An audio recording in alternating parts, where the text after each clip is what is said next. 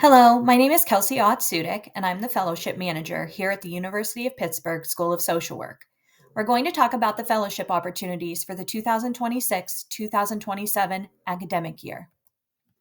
Today, we're diving into the world of fellowships. We'll explore what they are, why they're a big deal, the cool opportunities lined up for next year, who can snag them, and how to throw your hat in the ring.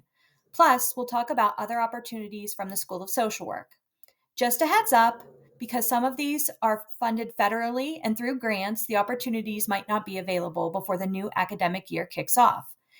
If you want more, chat with your practicum team for even more opportunities. We love to say a fellowship turns our big school into a cozy little nook. These opportunities are like secret passageways letting students master specialized skills for working with specific groups or interests. When we mention a fellowship, it's like peanut butter and jelly with your practicum experience, perfectly paired.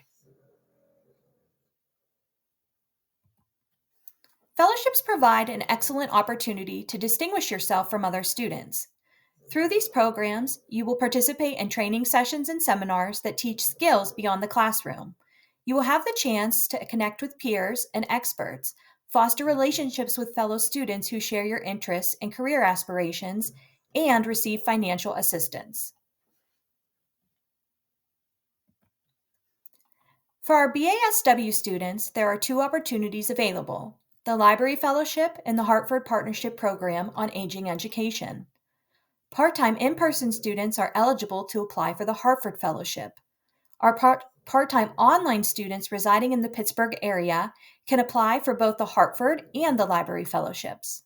Students in their generalist or first year of the MSW program can apply for the CREL Fellowship, the Hartford Fellowship, and the Library Fellowship. Our second year, including those in specialization in advanced standing, can apply for the Cherna Fellowship, the CREL Fellowship, the Hartford Fellowship, the Library Fellowship, and the Youth Behavioral Health Workforce Fellowship.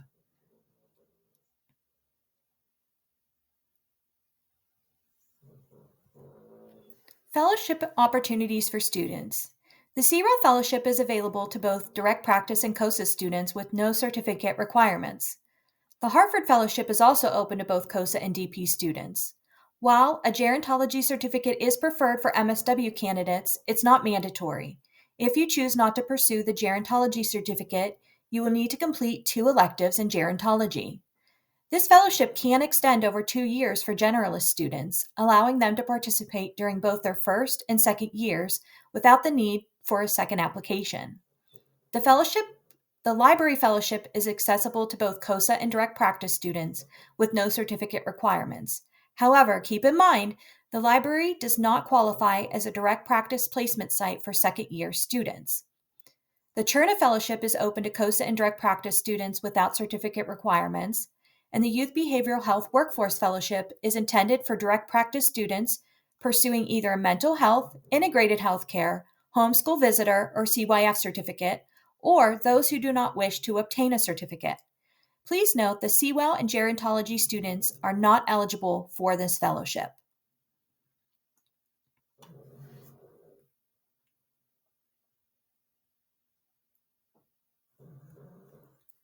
The Mark Cherna Fellowship is like a superhero tag team between the School of Social Work and the Institute of Politics. 2 lucky students will snag the chance to complete their practicum at the Allegheny County Department of Human Services. It's a golden ticket to dive into the world of human services with policies, designing, planning, and learning galore. Plus, it comes with a $10,800 financial award. Who wouldn't want to join this adventure?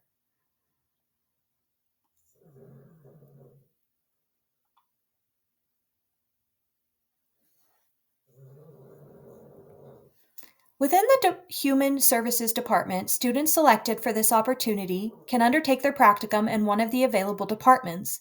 And if you have an interest in policy work and wish to make an impact at the micro, meso, and macro levels, consider applying for this opportunity.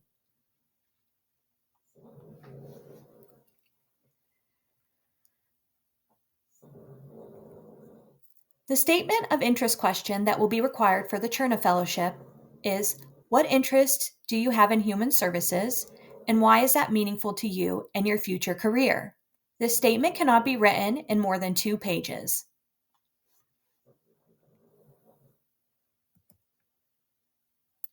Introducing the Community and Racial Equity Leadership Fellowship, or as we affectionately dub it, CREL. This golden ticket is designed for first and second year grad students eager to dive into community programs and tackle the big topics of race, color, ethnicity, and location. It's all about making sure everyone gets a fair slice of the quality of life pie. Plus, CREL sweetens the deal with a $5,000 financial award.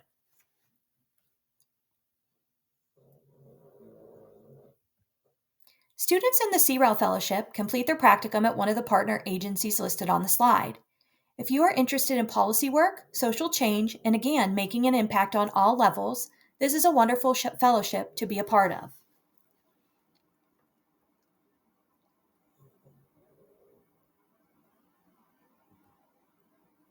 The CREL Statement of Interest questions are as followed. In what way do you envision the fellowship contributing to your professional goals and aspirations?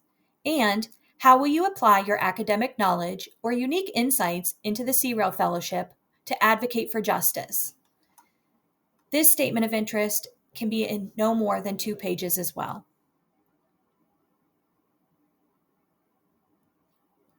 The Hartford Partnership Program on Aging Education is a fellowship within our school that's the most established. Having been in existence for over 20 years, it boasts robust alumni connections and offers students the chance to become experts in working with one of the fastest growing demographics, older adults. The fellowship provides a minimum financial award of $4,000, with funding contingent upon the location of your practicum site.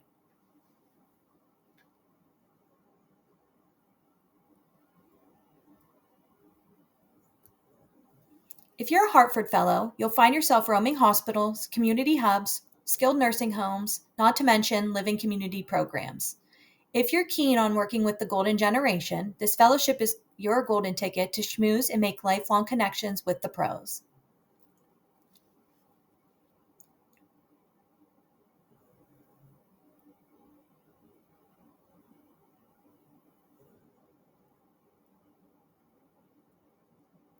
The Hartford Statement of Interest question is to describe your interest in working with older adults and explain how participating in this fellowship would support your professional goals as a social worker. Include any relevant experience, skills, or perspectives you bring to this opportunity and how you hope to apply them through this fellowship. This should be in no more than 2 pages.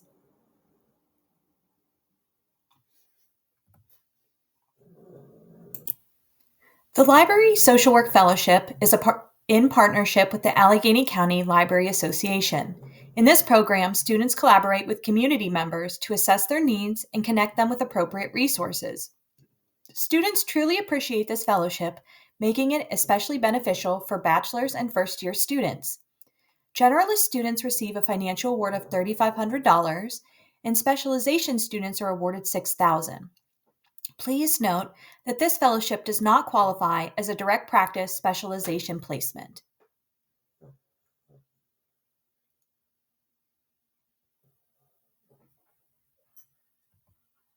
With the Library Fellowship, you complete your practicum at one of the Allegheny County libraries.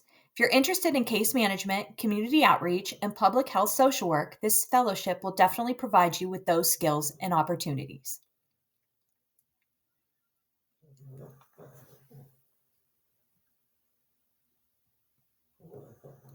The Library Social Work Fellowship Statement of Interest should be addressed to Katrina Mink as a cover letter format answering the following.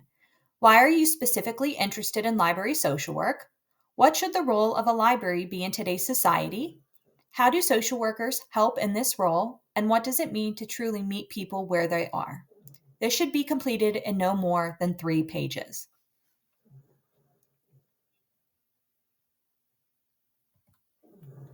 The Youth Behavioral Health Workforce Fellowship is for second year or advanced standing graduate students in the MSW program who have an interest in working with children, adolescent, or transitional aged youth in high need, medically underserved areas. This opportunity is funded by HRSA and comes with a $25,000 financial award.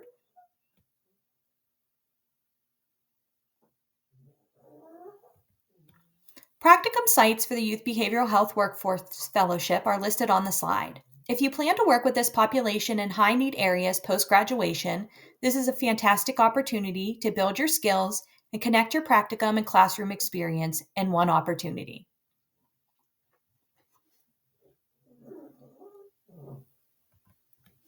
The statement of interest for the Youth Behavioral Health Workforce Fellowship is to tell us about your past experiences and future plans to support the behavioral health needs of youth in medically underserved communities and how this fellowship will support you in these goals.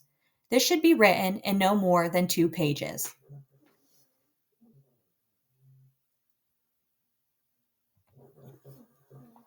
Get ready for the application extravaganza. Mark your calendars. We're rolling out the application red carpet on December 1st, 2025, and it's a wrap on March 7th, 2026. Drumroll, please. We're thrilled to unveil our new Common App, making it a breeze for students to apply to the fellowships all in one nifty spot. When you're on the hunt for a fellowship, double check the eligibility checklist. Make sure you're diving into the application pool because you're genuinely interested, not just because you love filling out forms. Remember, these fellowships come with bonus rounds of time commitments and extra responsibilities. Some even throw in projects, seminars, and courses for a bit of added spice. So do your homework on the fellowship websites and scrutinize the final print in the application to ensure you're not just eligible, but ready to rock it if you get accepted.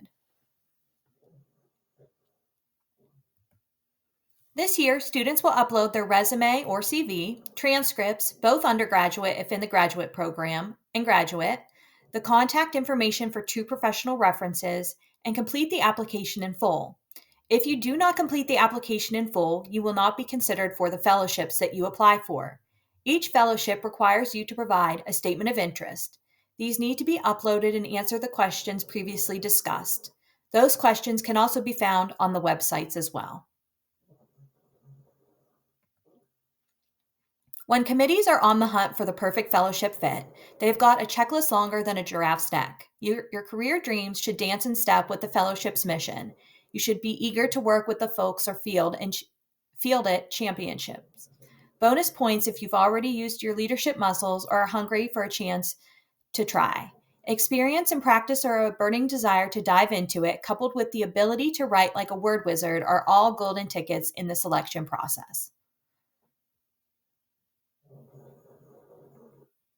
Not every fellowship necessitates an interview. However, it's essential to have a compelling personal statement. Be sure to articulate your clear objectives for participating in the fellowship and explain your motivation for working in that specific context. If you possess relevant experience or a strong desire to gain it, be sure to mention that as well. We're eager to understand the impact you wish to create through this opportunity, how the fellowship will facilitate that, and what unique contributions you can bring as a fellow. As you polish your resume, shine a spotlight on your practicum experience, trumpet your triumphs, showcase your research and training gigs that vibe with the fellowship, and don't forget to sprinkle in your community heroics, like volunteer adventures. Applications will open December 1st and close on March 7th. If the fellowship requires an interview, it will take place between March 16th and March 27th. Students will be notified on April 1st of their status. Students are then generally given 1 week to decide if they will commit and participate in that fellowship. Students cannot participate in more than one fellowship opportunity. Our school does have additional opportunities outside of fellowships. Just a few to mention are the VA as a practicum placement, research assistantships, and the participating in the Sewell program. The VA serves as a practicum site for second year or advanced standing graduate students enrolled in the MSW program. You can apply for this opportunity through the Common App until it closes on March 7th. If you're interested in applying after that date, please email your materials to Amy DeGorian at aad62@pitt.edu by April 15th. The VA offers its own training programs, a project is required as part of the practicum, and a financial award is provided outside of the school. Interviews typically take place in May with notifications sent to the students by mid-June. Applicants should upload the following documents within the Common App: their resume, statement of interest or cover letter, 2 letters of recommendation, and their transcripts. Again, submissions can be made via the Common App until March 7th and then through email until April 15th. The research assistantship is a student worker position with faculty members within the School of Social Work. Students generally work anywhere between 8 to 10 hours per week and are paid a wage of $15 per hour. This is for second-year students interested in research who want to collaborate with faculty. The Child Welfare Education for Leadership, or CWEL program, is a program within Pennsylvania child welfare professionals who have the desire to obtain a graduate degree in social work. To be eligible, you have to be an employee of a Pennsylvania County Child Welfare Agency. If you're interested and meet the criteria, check out the website for additional information.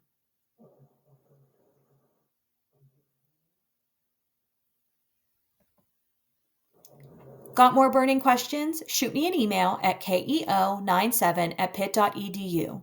You'll find contact info at the bottom of every website page, but I'm your friendly neighborhood connector if you need the main contact. Now, let's dive into the frequently asked questions.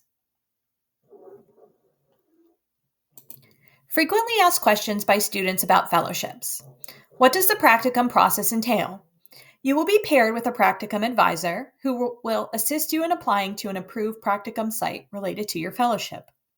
Some fellowships designate specific practicum advisors. In such cases, you will be transitioned to that advisor for guidance. We strongly recommend that students refrain from seeking their own practicum placements, as the school has specific requirements, particularly regarding practicum. Where will my practicum placement take place? Students undertake their practicum placements at the designated sites that provide specialized training in the knowledge and skills relevant to the fellowship. Your practicum placement is closely linked with your fellowship, as seminar and training hours contribute towards your practicum hours. How many practicum hours are required? Bachelor students are required to complete 600 hours of practicum. MSW generalist students need to fulfill a total of 360 hours of practicum, and MSW specialization students must complete 720 hours of practicum. This total includes attendance at seminars and any other approved learning and training opportunities as directed by your practicum advisor. If the practicum hour requirements differ from the above, the specific program will inform you. What's the scoop on a practicum liaison visit? Well, every student gets a backstage pass to one during their practicum gig. Your practicum advisor will hit you up to set a date and time to have a cozy chat with you, your practicum supervisor, and maybe the task supervisor. Whether it's face-to-face or over Zoom, they're just checking in. About needing a car for a fellowship. Some practicum spots might be a bit of a hike, so having a car could come in handy. Make sure to have a chat with your practicum advisor about the best travel option for you. Just a heads up, we don't cover travel expenses. Understanding seminar participation. How can I find out when seminars are scheduled? The individual overseeing the fellowship will reach out to you with the specific dates and times of the seminars. Seminars are mandatory, and your practicum supervisor should be notified of these dates in advance. What does it mean to say participate in seminars? Seminars are designed to be engaging, allowing you to learn and ask questions. Occasionally, you may be required to submit questions for the speaker in advance or engage in a discussion board. We encourage you to avoid coming in and out of the room or becoming distracted during these sessions. Additionally, we ask for your involvement in speaking events, marketing opportunities, and initiatives to promote fellowships. Are fellowships competitive? Yes, fellowships are quite competitive. The CREL Fellowship accepts 5 to 6 students. The Library Fellowship accepts 12 to 14. The Cherna Fellowship is now accepting 2 students.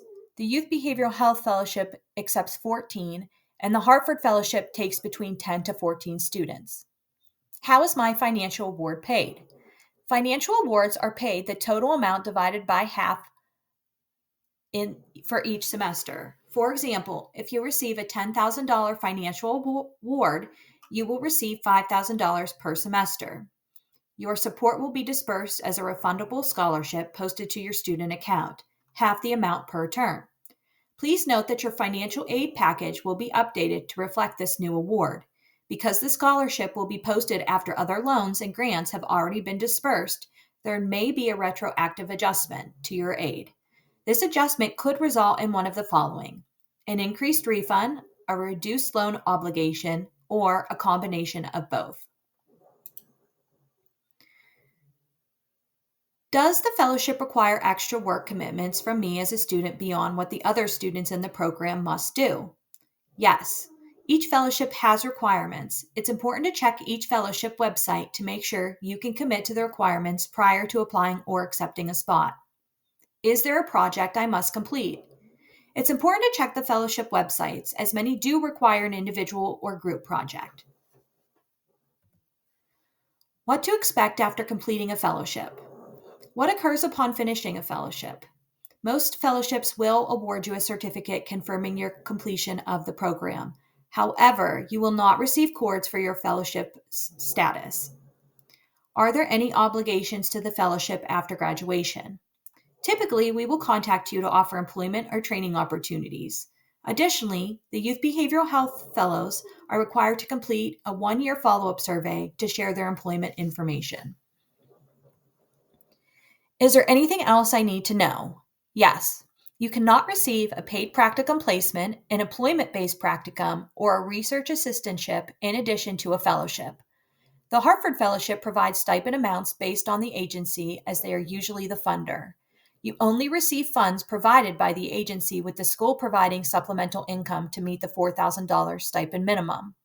Some students will have various stipend amounts in this fellowship. First, reach out to the individual in charge of your fellowship. We're here for you if you don't want to continue, but we want you to thrive in the program. If you decide that you want to leave the fellowship, you must write a letter to the person in charge of the fellowship stating that you're withdrawing from the fellowship.